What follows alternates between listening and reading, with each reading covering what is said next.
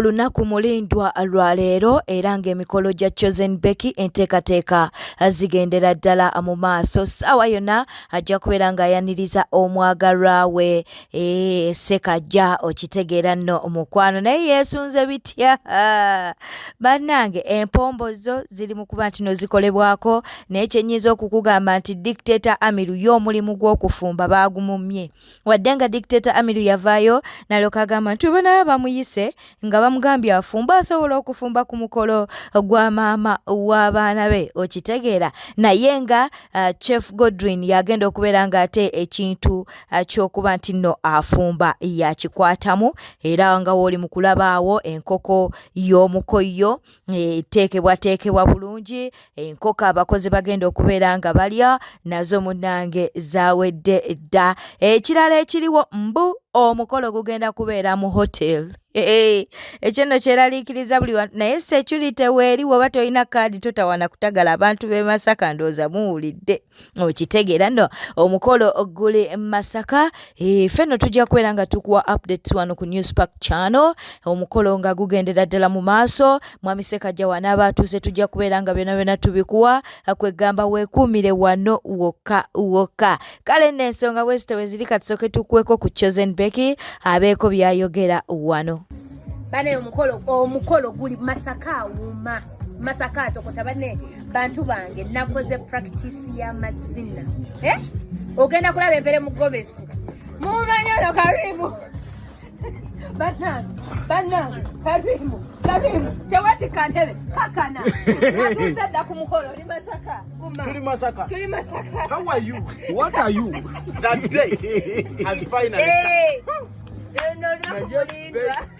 my city. The last video we had, people were like, oh my God. I'm so English.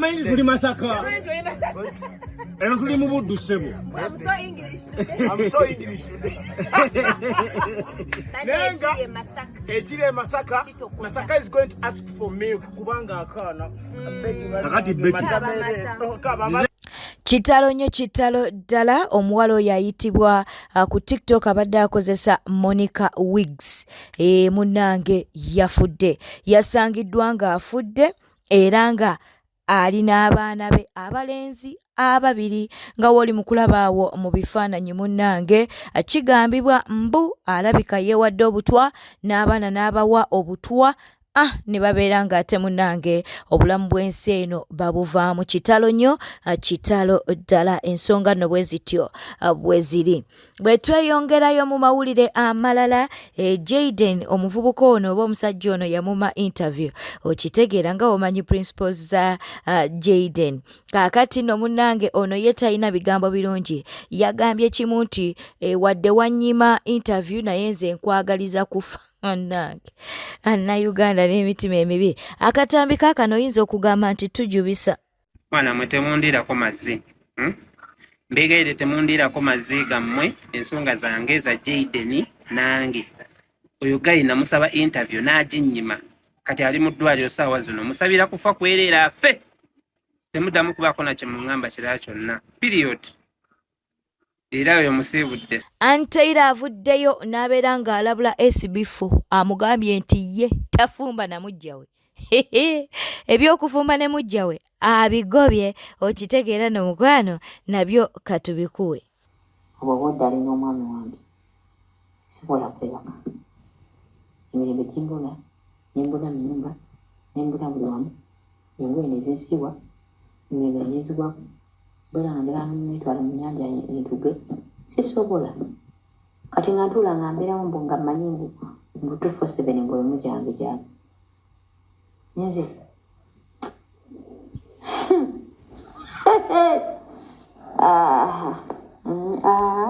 serimba bambi sobola naye abasobola. Salamu alaikum. Nze mujja wange siri mwagala. Siri mwagala.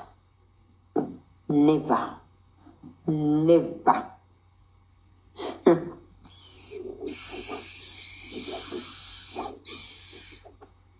Sobola.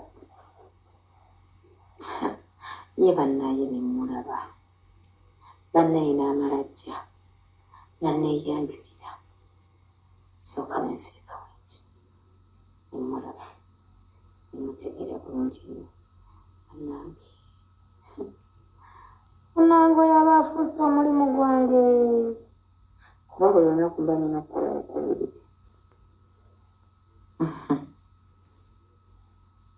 nina Kyagulanyi senta mujja naye nze mujja wange tetusobola era nze newendiba nkaddire nga mpezeza eyo kyenda biki nkaddinde ddala abaana bange babagamba nga jjajjammwe tayagala mujjawe ne bansembezaayo wendiba nga atudde Kampala bakakase nti atudde Mbarara nga ndi wala ddala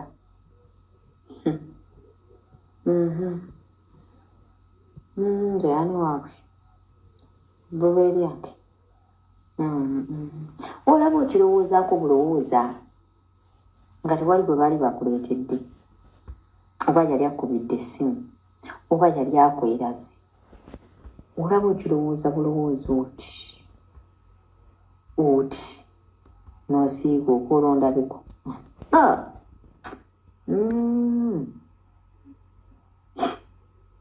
nsobola bambi naye mbawo ekitiibwa Senga asidi aterera atukoza atya jjukira abadde nga yasabula Shiba olw'okuba ntino yabba omusajja wa munne kaakati ate yavuddeyo n'abeera nga kati ate ali ttiimu Shiba yagambye Shiba kye yakola tekiriimu sitaani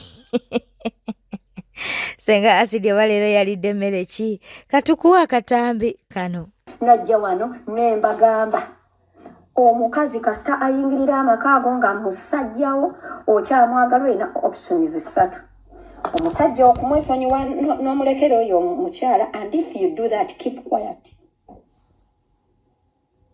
oba okulwanira bbaawo okuba eggwanga mujje waalaalala yunaba omusajja wange mujje munyambe waalaala tujje tukuyambeko lastire allow mufumbe mwanna bannange what happened to sharing kitujja nange kudda ku ekyo Shiba yabba omusajja Shiba nabba omusajja Shiba broke a beautiful family Shiba olofe betuzi si baana b'abantu bannange katudde kukiddako that case has been dismissed by the powers conferred upon me. That case has been dismissed. Nikwana abasajja batono sajja bambabula yes Shiba yakola bubi terugwe laba baneno kati mbutudde kwolwa indideza na mbutuli ku Shiba yatwala omusajja leka amutwala kati nze kambabuuzemu abandala omukazi ayinza okuva gye yavudde n'akubbira omwana n'ogamba owaaye leka amubbe omwana yuuyo twala oba oyagala kisoboka kakati gwe okuze kutuuka awo gwe kasodde gwe nga tokimanyi mbu nno bbaawo ye first born wo tokimanyi mbu nno musajja wo ye mwana wo asooka the same way wootasobola kuleka mukazi mulala kukubbira mwana mutwala is the same way you should not allow another woman to steal your man fight if not own him the two of you tetwagala banange bintu bya ntumalira budde economy enzibu wandika nti economy enzibu your husband is your first born yes kati Shiba yazalidde omusajja kibi is giving birth bad tewali budde bannange economy enzibu economy means utilizing the small resources the limited resources that we have. But this economy is hard olusimu dwo lubadde luti economy enzibu bannange omwana mumazeeko emirembe nga nange muntadde Shiba yabba omusajja Shiba yazaala musajja wabendi Shiba entered a beautiful family terugwe Bannange. Terugwe. The best pussy wins. One count, the best pussy wins. Tudde kuchiddaku. Bannange. Kiriza tubeere nga tugendako ewa Nobat Events, twagala tusooke tukuwe akatambi akasooka nga tebannamukwata, ate munnange tubeere nga tukuwa ne Nobat Events nga bamukutte a few moments later. Katubeere nga tukuwa akatambi kano. A user, you are hypocrite, you don't love Nyamutoro, tomwagala. Okozesa mukozi. Tudda mukufuukira abantu kizibumbuli bawa Nyamutoro. Mu myaka 5 okuva kati.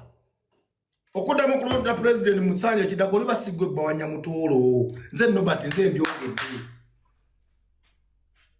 mbyogedde.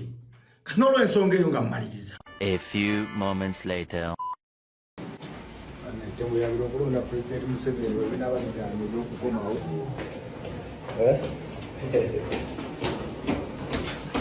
Fena president Museveni gatwana. Kenzo Mugambi Mugaga siwe waffe fena. Omugaggaani. Kenzo Mugambi Mugaga waffe fena. President Museveni fena atumala. Emisango gye bakusomedde ogiwulidde. Ati bubadi bakoze bapanze bya kamiliyoni bye byasoose nenga byonna Kenzo yabivuga ne mukyala we Nyamutoro. Ne fena omugagga atumala President Museveni temwerabira okumulonda ennaku z'omwezi 15 January. Fena yatulwanya. Kenzo Mugambi twamusooka mu mwenaremu. Naye ati basomye bagambye kamiliyoni si Kenzo. Andi mizannyo gyabwe. Yeni sango kiriziganyiza na jige basomye. Ate ng'ojulidde nawe tegiriyo. Sibaga 224 top dancer yakafa myezi 3. Kitegedde. Ne kamiliyoni ku misango gy'alina kyasobola okusiba omuntu.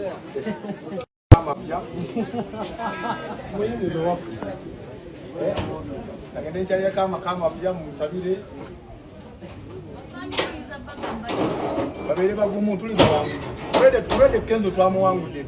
Katugendeke wa Tamale Mirundi Junior kwosa ne Sharom. Tugenda kubeera nga tukuwa akatambi ka Tamale Mirundi Junior, ate era tugenda kubeera nga tukuwa n'akatambi ka Sharom. Olutalo lwabwe dwo terunagwa. Manyi seta ina campus atumendi campus nga y'abagezi abayise nnyo bwe twali. Nali ku main. Abagezi abaana abagezi cream twasomera ku main campus. Kati Mbarara campus nga y'abaddako. Green campus nga be bano ebintu babiraba bulungi.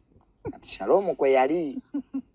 That's a fact. Buli asomere seta akimanyi. I don't know ebintu kati byakyoka. Kati bwe nali head prefect we seta nga baleeta teacher ompya bamuyita Madamu Kagwe. I think Shalom's mother and the head teacher gwe baleeta head mistress bali ba mikwano. Head mistress nangaderiza kati naleeta abaana abali mikwano gye okuva kweri campus. I think oba buli head teacher bamuwaye ebifo 10. That's when Shalom came to main campus. Yasanga ndi head prefect kaye Shalom yali mu senior 4 banga ni mu senior 6. Kati nze mama we mumanya respect her. Era mama Shalom sagala mwogerako. Era Shalom ne we yavumye mama wange. I think they expected tinyenda kujja to do the same. Yeah, I didn't do the same. So that's good. Nenyenda ku police. I opened up cases. Kitegera. Not on me, for my mother. Because mama wange yebuza. Entalo zaffe yazingiriramu. Kakati, wenavayo, arrangements were made to arrest him. On those particular cases that you had opened? To arrest him? Batandika omuyiga. Naye, when agende katwe ku police, nzenga nakagula wezangi, there were other complainants. Already abaliyo, there are files ezabalala. Omuntu yomu Shalom kawesi. Kituzayo kutatali byayogeranga. Omwati akola bibuuzo oyo. Yasibanga ku good canteen. Atenga kyeraga. Kubanga omuyisiranya njeri bajja bakulira mukulire kubanga yalinako ekimukuluza. He's not a black student. He has never been. Ala asija kudamu abudde oyo. Kubanga sikusiga amanyirwa muntu atafuna first grade mu senior 4. Ba first grade kanvume. Abafuna single digit mujje tuogere. no muntu afuna third grade sigenda in fact wakimala ndo muntu afuna third grade mu senior 4 nga ne mu senior 5 bakusika busisi mbasigira bagagamba sigire ekifaananyi nanda aka tetumanyi kwogera kati kamulage mtusoka kwogera wafuna third grade nenda kweta za slip ye interview wangu shamtu 56 mbalageza slip ye je yakola oyo musoke kinchira yafuna third grade senior 5 yaba ngataweza ku double digit points echam promoting seseta mumanya abasome seta kubanga yali HP nibamu promotinga bwete tambudde badde mulabi mulungi alakwekuumira ku Newspack channel kankusobere ngo subscribinga o likinga n'okuleka obubaka bwawo mu comment section beera bulungi weeraba.